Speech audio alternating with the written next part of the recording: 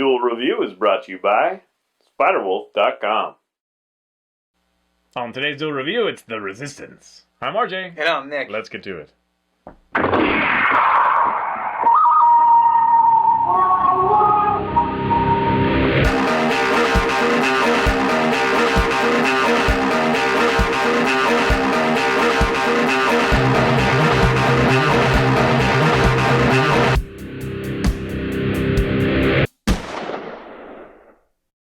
Hey everybody, today is July the 24th, and we're taking a look at the board game, party game, Resistance. Yeah. Well, it's more. I think it's more of a card game than a board game, but it's tabletop game. Yes, it's definitely a party game because you have to play with 5 people. That was really lame.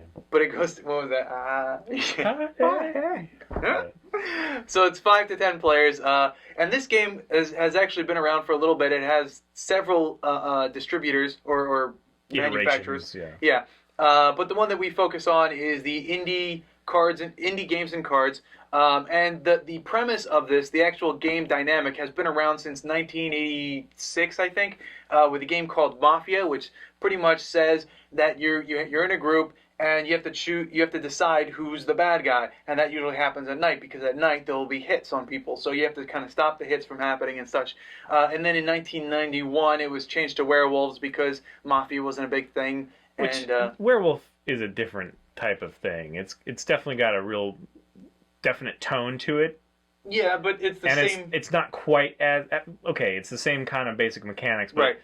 It's not quite as universal as this. Anyway. Right. So basically, how the game is played is you get 5 to 10 players or friends to come in, and you're all handed out a card that says what faction you're on. You're either good or bad. Yeah. And Resistance or traitor. Right. So you're going to look at your card. If it's blue, you're a good guy. If it's red, you're a bad guy. And there's different rules on how to play. In fact, the booklet actually gives you 2 different rules.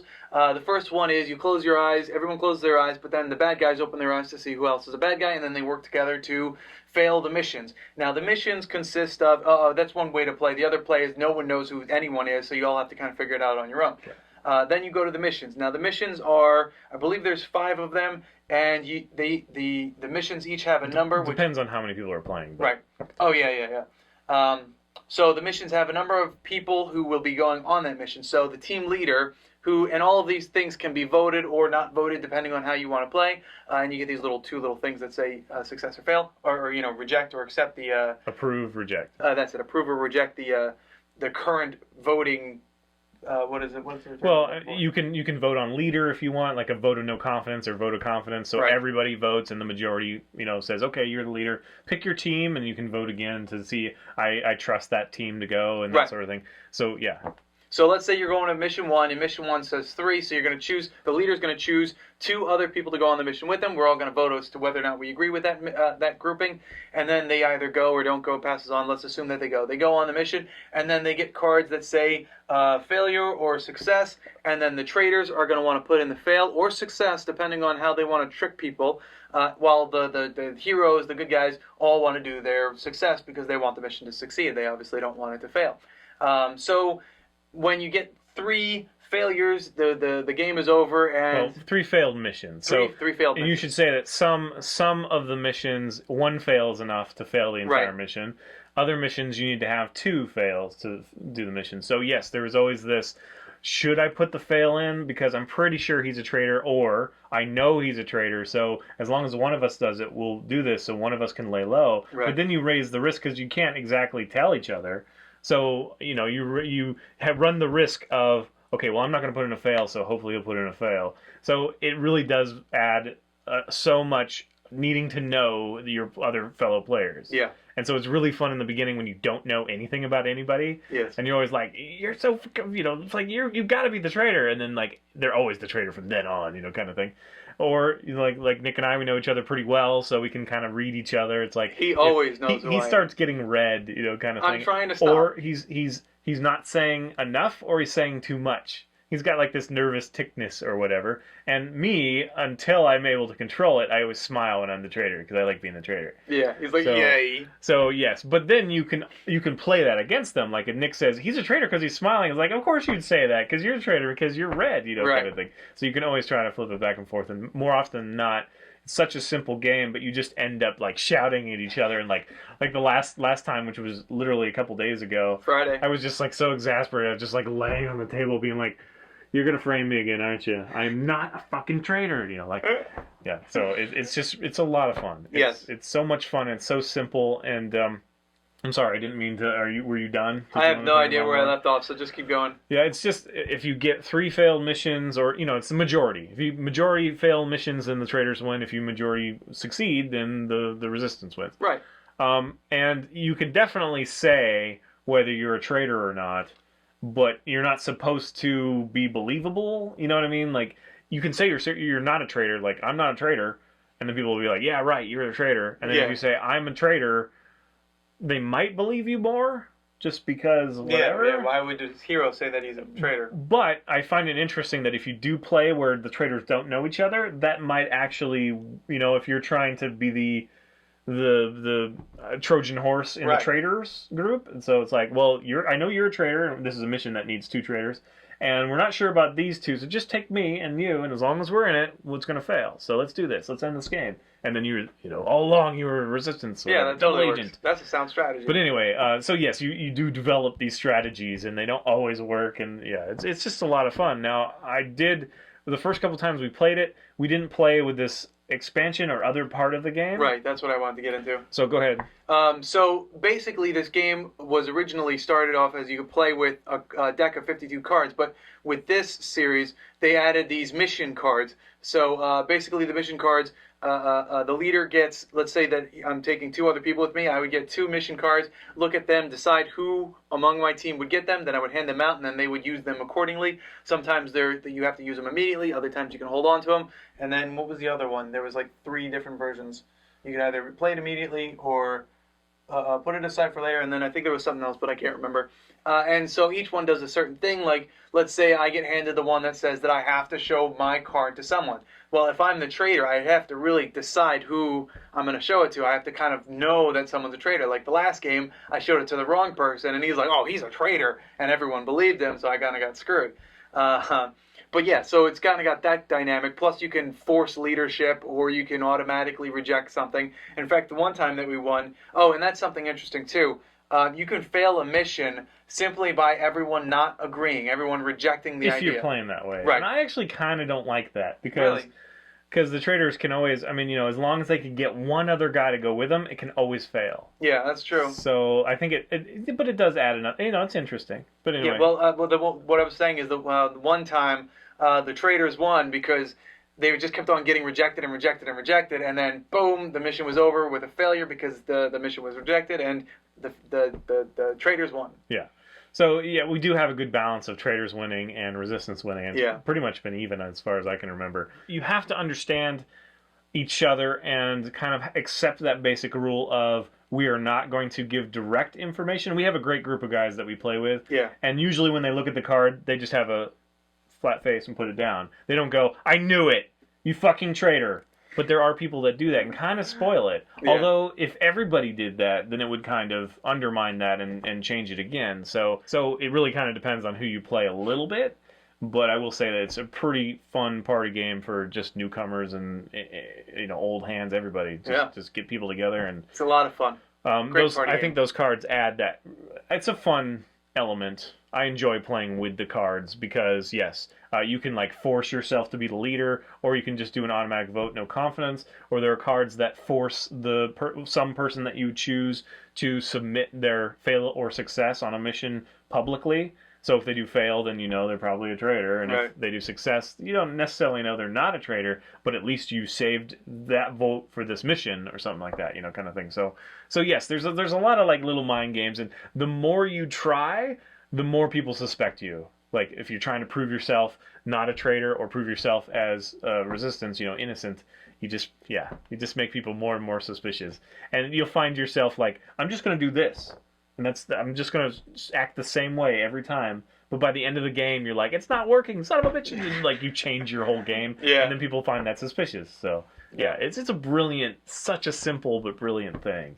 And I would love to do my own version at some point, but I do kind of wish there was a little bit more complexity. The one we have has those stupid little guns that everybody who's going on the mission gets a little gun picture.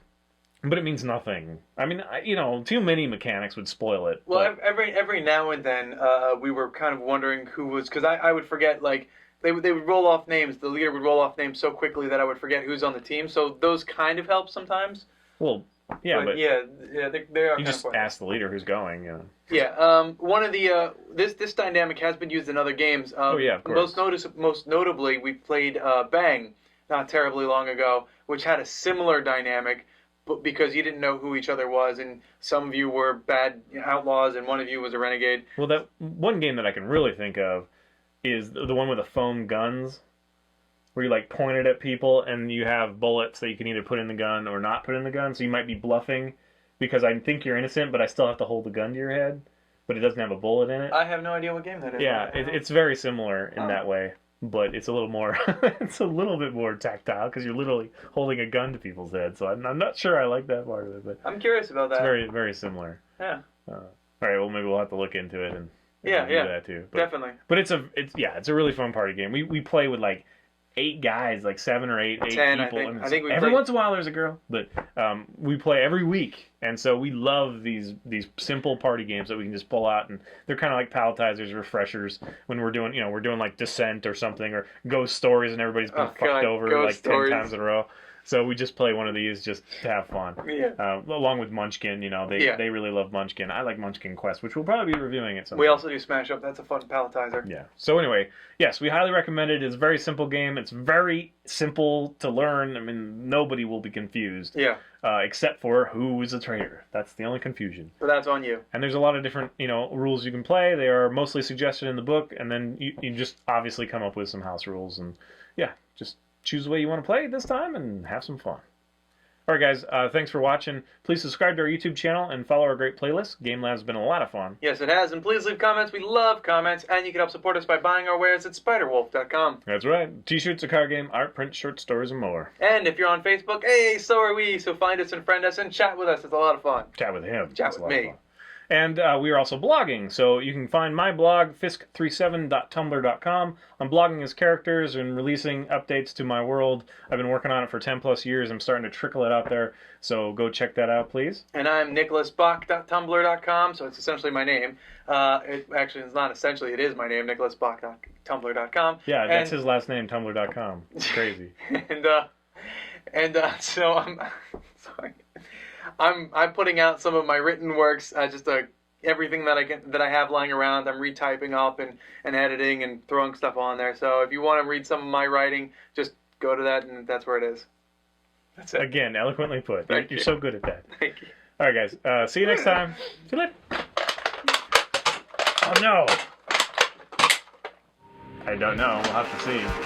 Oh, photo finish.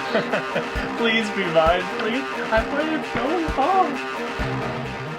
Up next, it's Tokyo Godfathers. The Resistance. Vive la Resistance. What? That's my French. Fun of French people. That's my French impersonation. I can't do the French accent.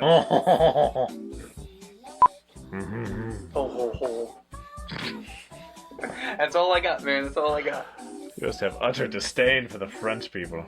Don't worry, guys. He doesn't really hate French people. It's an impossibility for him because they make croissants. I love croissants. That is very true. That's what I'm saying. I absolutely love croissants. Lots of cheese. Oh, I love cheese. I love French people. There you go. French fries? French fries. I don't think are actually French, but I don't think so. They're amazing. I love French fries. Mm-hmm. French toast. Killing Zoe's awesome. Killing Zoe. We should watch that movie and review it. Killing Zoe. You haven't seen that movie? I don't know that one. Next week. Apparently I'm watching Killing Zoe for homework. Killing Zoe, really. But I always say Zoe because that's American. Is it Z-O-E? Yes. Then it's Zoe. Zoe. No, it's Zoe. Well, that's how they say it in France. En français. My brother Jason and I were talking. My brother Jason actually recently moved, last weekend actually. He moved to California. And he was saying that people were commenting on his accent. They're like, "Where are you from? You from New York?" And he's like, "No, I'm from Pennsylvania." And I'm like, "Jason, you're not from Pennsylvania. You're from Jersey." And he's like, "Yeah, but I lived in Pennsylvania last, so I picked up their accent." And I was like, "You didn't pick up their accent?" And he's like, "Well, yeah, because I say, I don't know." He gave me a phrase that he says, and I was like, "Well, you picked up their, their lingo, but that's not their accent. You still have a Jersey accent. So for them to say you have a New York accent, it's kind of because we're very similar, you know." And this has to do with French thing because of why? Well, we were talking about accents, and I just thought of it, so Okay. I brought it up. I don't know. I think my brother Jason is silly sometimes is all. I don't think he understands the difference between accent and lingo. He's got an accent. He's got an accent worse than I do. So, he's from Jersey. And knowing is half the battle? G.I. Joe! What's the other half? We should probably do the show. Yes. Just waiting on you, really. Here I am battling, and we should do this. Whoa, I'm waiting on you. Okay, so sorry, we're doing the Resistance. Designer is Don Estridge. Manufacturer is Indie Boards and Cards. 5 to 10 players. That's right, Nick. And I really enjoyed this game. Well, we have to do it today, July 20th. Well, I know, it's just you always, like, you give the entire review before you review. I have to make sure, I'm trying to know it before I say it. This way I don't look down as much. Don Estridge. Mm. Hey, everybody. No. On to... Sorry. You're like, hey, nope.